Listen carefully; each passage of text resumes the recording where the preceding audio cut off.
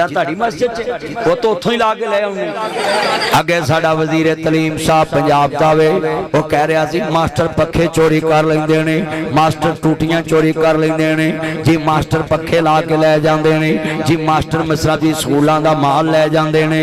मैं कहांगा नबजी दुनिया में ते राणा साहब अल्लाह तुहानू वजीरे पंजाब बना दिता वे, तलीम दे तुसी वजीर हो। मैनू लगदा वे जेड़े मास्टर को तुसी पढ़े जे तुसी उन्हां दे बारे भी इहो जे लफज कहिंदे होवोगे, अपने लफज वापस ले लो। तुसी बड़े पढ़े लिखे बंदे जे, तलीम दे नाबे आला तुसी मिनिस्टर जे, तुहाडे कोल महकमा तलीम दा कलमदान है ते अज मास्टरां दे दिल दुखी ने, हाय उस्तादां दे दुखी ने। मैं उस्तादां नू अपना माई बाप मानना वे। उस्ताद एक ऐसा बाप हुंदा वे जेड़ा बच्चे नू अपने तो अगे तरक्की च वेखना चाहता है। कसमें बड़े वड्डे जुमले कहन लगा है। अज पंजाब दे टीचर परेशान ने, सिर शर्म नाल झुक गए ने। हाय बच्चे बच्चे दी ज़बान ते आ गया है जी, पंजाब दे मास्टर पंखे ला लेंदे ने, टूटियां ला लेंदे ने। सोच ए बयान दे के तेनू की मिलिया है, तो हर टीचर दा दिल दिखाया वे। मैं मैडम साहबां नू कहांगा वजीर साहब को अल्फाज वापस दवाओ, मास्टरां को माफी दवाओ। मास्टर कहिंदे ने असां जनाब इस्तीफा लैना है, इनू वज़ारत तो लाओ। बिल्कुल जनाब बिल्कुल मुतालबा मास्टरां दा ठीक है, मैं हाथ जोड़ देना है। वजीर ओनू बनाओ जिहड़ा मास्टरां दी इज्जत करे। टीचरां ने उमर ला दी महकमे वास्ते। अजीज़ां ने मन जिन्ने दोस्ता टीचर नू सताया उन्हें सुख नहीं जे पाया। मास्टर दुनिया चो हस्ती है, सड़क ते मास्टर एक ही मिसाल है। रोड दे उत्तों गड्डियां लंघ जांदियां ने, Land Cruiser V80 XTZ Fortuner BMW बोरिंग Audi Altis Cultus Range Rover लैक्सी GMC American Kia Sport Honda Swift Toyota Corolla Ram जी मे बेख four ring Audi Sonata Mehran साबनदानी ट्रैक्टर रूसी ट्रैक्टर उत्तों लंघ जाते हैं। थ्रैशर सड़क उत्थे ही रह जाती है। हाँ हाँ माँ बाप ते उस्ताद का भी मकाम यही जे वीरो, इन्हां को पढ़ के इन्हां को पल के मुंडे मास्टर बन जाते, मुंडे DG बन जाते, मुंडे नबजी दुनिया च राणा सिकंदर साहब जैसे वजीर बन जाते हैं। कोई चीफ मिनिस्टर बन जाता है, कोई नाबे वाला प्राइम मिनिस्टर बन जाता है, कोई जनाब जज बन जाता है, कोई सिविल जज बन जाता है, कोई एडिशनल जज बन जाता है, कोई जनाबे वाला सैशन जज बन जाता है, कोई जनाब जी हाई कोर्ट का जज जस्टिस बन जाता है, कोई चीफ जस्टिस बन जाता है, कोई चीफ जस्टिस ऑफ पाकिस्तान बन जाता है,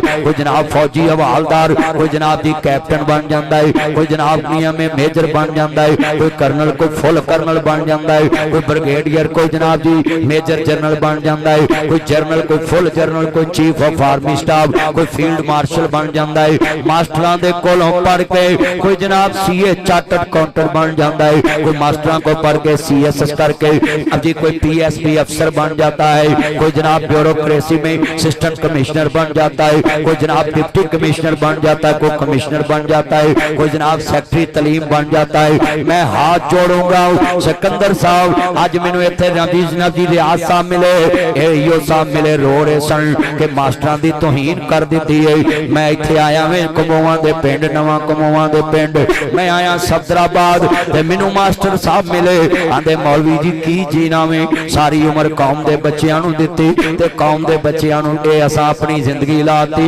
इल्म आम कर दिए, हर बच्चे नू पढ़ाइए, हर बच्चे नू पढ़ाइए, हर बच्ची नू दीन पढ़ाइए। ते अज साडे पंजाब दे वजीर ने कहता है मास्टर पखे चोर ने, अल्लाह माफ करे।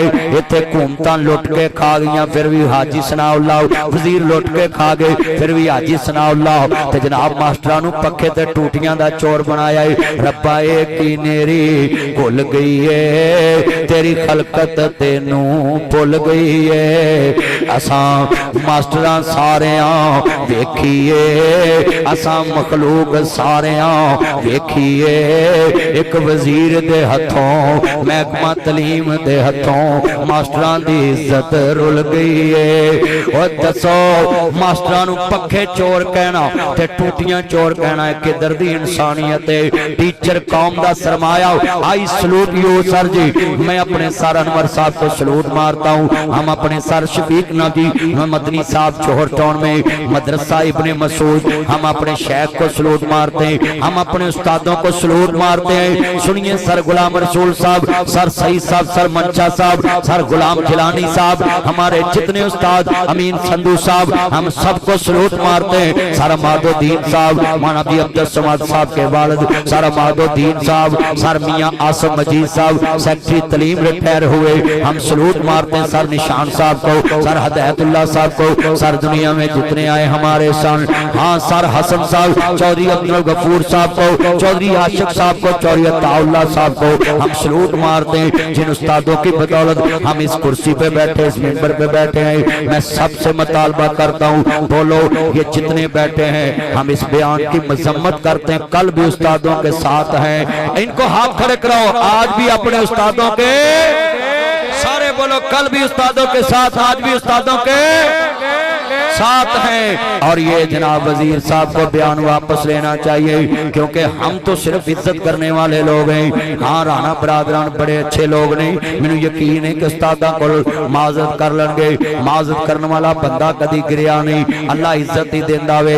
जितने मेरे चान आए जे हजूर दे गुलाम बन जाओ, मुस्तफा दे चौकीदार बन जाओ, कमली वाले दे गुलाम बन जाओ, मैं सब नूं पैगाम दवांगा, लोगो उस्ताद रस्ते च मिले गड्डी खलार के सलूट मारिया करो। आई सलूट यू सर जी ताड़ी बदौलत असीं अज गड्डियां झूटदे फिरदे। उस्ताद की इज्जत नहीं रहेगी तो कुछ नहीं बचेगा, कुछ नहीं बचेगा बेटा तवज्जो, उस्ताद की इज्जत नहीं रहेगी तो कुछ नहीं बचेगा। आप सब जितने आए हैं ये मेरे चान मक्खन वादा करें कि हम आले मोहम्मद के भी चुगमानी रहेंगे, हम असहाबे मोहम्मद के भी मानी रहेंगे, हम अज़वाजे मोहम्मद के भी मानी रहेंगे, हम हर उसकी इज्जत करेंगे जो मुस्तफा की इज्जत करे।